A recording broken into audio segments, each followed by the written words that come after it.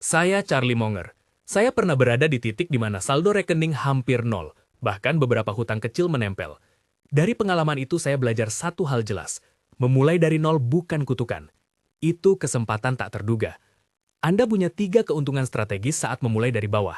Kebebasan mengambil risiko yang rasional, kemampuan belajar dari kesalahan yang murah, dan waktu compounding yang belum bekerja melawan Anda. Jika Anda tidak punya rencana, uang sedikit pun akan berakhir menjadi kebingungan. Tapi kalau Anda punya rencana, setiap dolar menjadi alat. Bulan demi bulan, angka demi angka. Itulah yang akan saya jelaskan. Rencana 12 bulan dalam 7 babak yang bisa Anda ikuti langkah demi langkah. Saya tidak menjanjikan kekayaan instan. Saya menawarkan struktur, disiplin, dan tindakan konkret. Jika Anda siap, tuliskan "Saya mulai" di komentar sekarang atau tekan like. Ini komitmen kecil yang menandai perubahan besar. Januari. Hentikan kebocoran sekarang juga. Langkah pertama adalah diagnosa dan amputasi keuangan yang menyakitkan tapi perlu. Duduklah dan buat daftar semua pengeluaran selama 3 bulan terakhir. Langganan streaming, biaya telepon, makan di luar, kredit mobil, asuransi berlebih, cicilan kecil yang kumulatif. Tandai yang bisa dipotong segera dan yang harus ditunda. Contoh taktis, jika Anda membayar cicilan mobil $350 per bulan, bensin $150, dan asuransi $100, itu berarti $600 sebulan. Jual mobil yang membebani jika memungkinkan. Bukan selalu harus tanpa mobil, tapi ganti dengan opsi lebih murah. Beli Civic bekas yang hemat bahan bakar dan murah perawatan. Mungkin biaya cicilan baru turun menjadi $150, atau Anda bahkan bisa membeli tunai dengan tabungan kecil. Itu menghemat ratusan per bulan. Masak di rumah. Anggaplah makan di luar menghabiskan $300-400 per bulan. Memasak sendiri bisa menurunkan itu menjadi $80-120. Potong langganan. Apakah Anda benar-benar memakai 5 layanan streaming? Batasi ke 1. Berhenti langganan gym jika Anda bisa berolahraga di rumah atau berjalan. Simpan uang itu. Potong pengeluaran kecil-cilik. Langkah ini terlihat sepele, tapi jika Anda menghemat $500-800 per bulan, dalam 2 bulan itu sudah signifikan.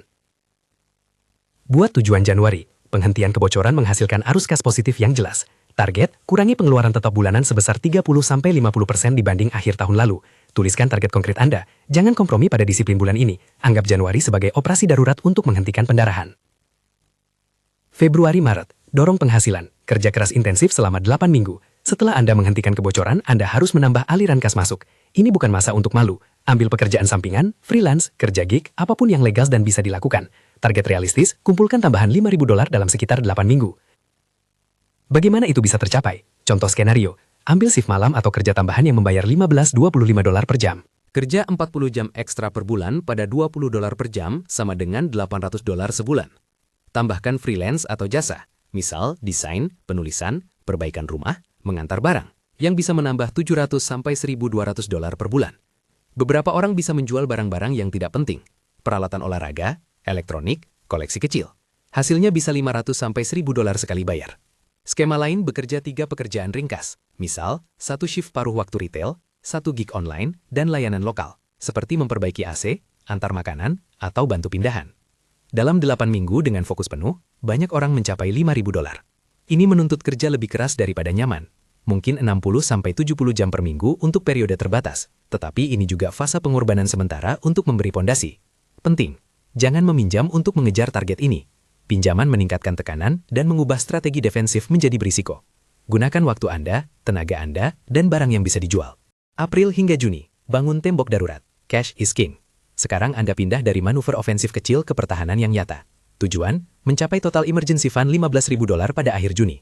Jika Anda sudah memiliki $5.000 dari fase sebelumnya, Anda perlu menambah sekitar $10.000 selama 3 bulan, sekitar $3.300 per bulan. Rencana ini ketat, tetapi memungkinkan jika Anda tetap hemat dan masih menambah pendapatan. Mengapa $15.000? Karena itu memberi ruang bernafas, cukup untuk menanggung kehilangan pekerjaan, biaya medis tak terduga, atau memperbaiki mobil tanpa kebangkrutan. Uang ini harus liquid, rekening tabungan berisiko rendah atau akun pasar uang. Ini bukan tempat untuk mencoba menekan hasil, ini perlindungan. Rasionalnya, ketika Anda punya tembok darurat, Anda membuat keputusan yang lebih baik. Anda tidak terpaksa menjual investasi pada kerugian atau menerima pekerjaan buruk saat lelah. Contoh alokasi. Simpon $3.300 per bulan dengan kombinasi penghasilan tambahan, penghematan dari Januari, dan uang hasil penjualan barang. Jika Anda mendapatkan bunga sedikit dari rekening yang aman, itu bonus. Jangan berharap bunga menyelamatkan rencana. Tetap fokus pada akumulasi kas. Catatan penting, gunakan produk perbankan konservatif. Hindari penempatan yang mengunci dana dalam jangka panjang. Jika Anda mempertimbangkan pinjaman pemilik rumah seperti FHA untuk tujuan properti di kemudian hari, ingat, aturan dan kelayakan berbeda per lokasi. Konsultasikan dengan profesional setempat sebelum mengambil langkah. Juli hingga Agustus, investasikan $5.000 pada peningkatan kemampuan. Invest in yourself. Setelah tembok darurat berdiri, giliran meningkatkan earning power. Ambil $5.000 dari cash yang Anda simpan dan gunakan sebagai modal pengembangan diri. Kursus sertifikasi, alat kerja yang meningkatkan produktivitas, perangkat lunak profesional, atau modal untuk memulai layanan kecil. Contoh nyata, kursus coding atau sertifikasi digital marketing yang menaikkan tarif freelance Anda. Jika kursus itu membuat Anda bisa menaikkan tarif per jam sebesar $10 dan Anda bekerja 200 jam tambahan per tahun pada tarif baru, itu berarti kenaikan $2.000 setahun, dengan potensi bertambah seiring waktu. Atau beli peralatan fotografi bekas untuk memulai jasa foto lokal. Modal $2.500 bisa membawa proyek bernilai $500–1.000 per klien. Pakai pendekatan portofolio untuk investasi kemampuan. Alokasikan $2.000 untuk pendidikan atau sertifikasi, $1.500 untuk alat atau inventaris, $1.000 sebagai modal pemasaran dan jaringan, dan sisanya sebagai dana peluang untuk proyek yang muncul. Target bukan sekedar pengeluaran, itu investasi yang meningkatkan penghasilan berkelanjutan. Rasional psikologis, menginvestasikan uang yang Anda susah payah kumpulkan membuat komitmen lebih kokoh. Anda tidak akan menghamburkan lagi cash tersebut karena Anda tahu ia bekerja untuk meningkatkan kemampuan Anda. Ini juga memperlebar opsi jangka panjang, pekerjaan dengan bayaran lebih tinggi atau usaha sendiri. September-Oktober, mulai bangun aliran penghasilan pasif. Sekarang setelah Anda telah mengurangi pengeluaran, menambah penghasilan, membangun dana darurat dan meningkatkan kemampuan, tiba saatnya memulai langkah untuk mendapatkan pendapatan yang terus mengalir. 2 jalur konservatif realistis, dividen stocks konservatif atau properti sewaan kecil seperti duplex. Dividen stocks, Anda bisa mulai dengan investasi konservatif. Contoh ilustratif, jika Anda menginvestasikan $5.000 di saham dividen dengan yield 4% rata-rata, itu menghasilkan sekitar $200 per tahun, atau sekitar $16–17 per bulan. Ini kecil, tetapi ini awal dari mesin. Keuntungan saham dividen adalah likuiditas dan kemudahan diversifikasi. Kerugian adalah volatilitas jangka pendek. Sangat penting, jangan mengandalkan dividen untuk kebutuhan hidup utama pada tahap ini. Anggap ini sebagai percobaan awal. Properti sewaan, opsi yang lebih berat tapi berpengaruh. Down payment untuk properti kecil bisa menjadi tantangan. Untuk properti $100.000, down payment FHA sekitar 3,5% adalah sekitar $3.500. Ingat aturan lokal beragam. Kelebihan, properti bisa menghasilkan aliran kas sewa bulanan dan apresiasi. Kekurangan, pengelolaan properti butuh waktu, ada biaya perbaikan dan risiko penyewa. Jangan menaruh semua tabungan Anda ke dalam satu properti jika Anda belum siap. Strategi hibrid. Mulai dengan investasi konservatif sambil menabung untuk DP properti. Misalnya alokasikan sebagian dari $5.000 yang Anda invest in yourself sebagai deposit awal, dan sisanya untuk saham dividen. Cara ini menjaga diversifikasi. Saya ingin menekankan, ini bukan ajakan untuk mengambil hutang berisiko atau membeli properti tanpa analisis. Properti bisa bekerja, tapi perlukan perhitungan biaya operasional, pajak, dan dana cadangan untuk perbaikan. Konsultasikan profesional jika Anda serius. November, tes disiplin. Di bulan ini banyak godaan, liburan akhir tahun, pesta, diskon besar-besaran. Ini adalah titik evaluasi. Lihat kembali 10 bulan terakhir. Apakah Anda mencapai target tabungan? Apakah emergency fund masih utuh? Apakah investasi dalam diri sendiri mulai memberi hasil? Jika ya, beri penghargaan kecil yang terukur. Jika belum, jangan panik. Analisa penyebab dan perbaiki.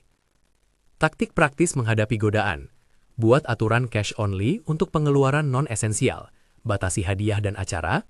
Jika Anda ingin tetap sosial, prioritaskan aktivitas yang murah atau tanpa biaya. Gunakan bulan ini untuk melakukan audit keuangan.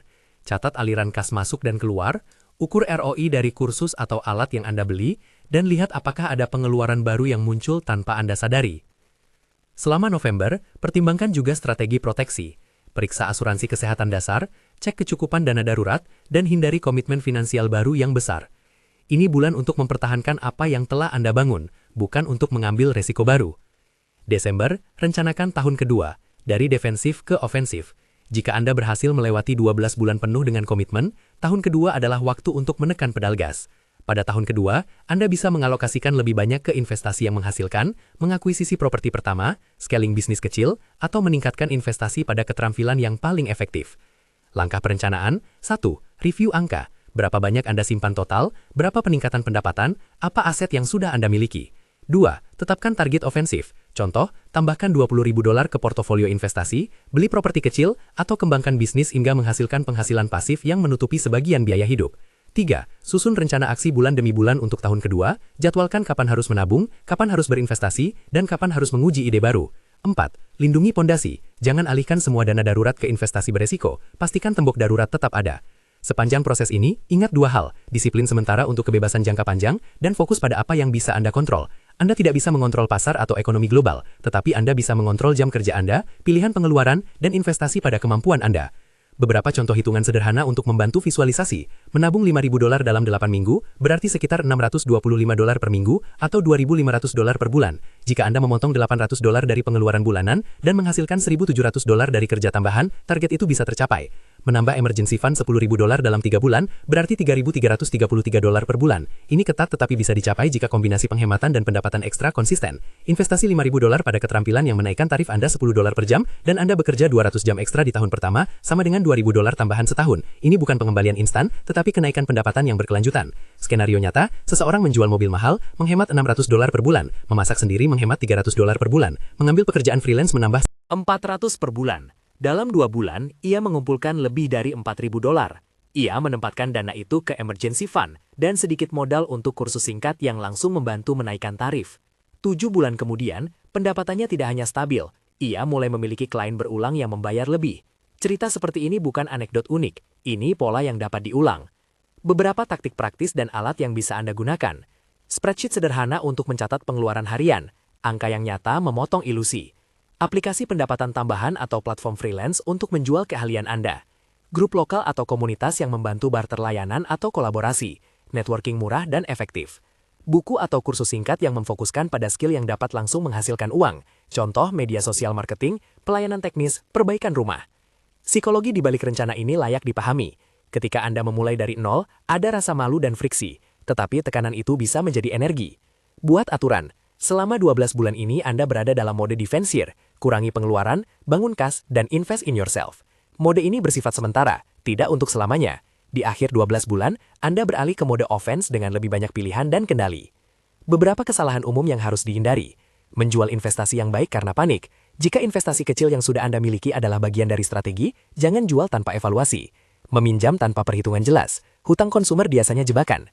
Jika Anda mempertimbangkan pinjaman untuk properti, pahami syarat, biaya, dan persyaratan lokal. Menganggap langkah ini mudah, ini pekerjaan intensif, mental, dan fisik. Anda harus bersedia berkorban buat waktu terbatas untuk hasil jangka panjang. Catatan hukum dan pajak singkat.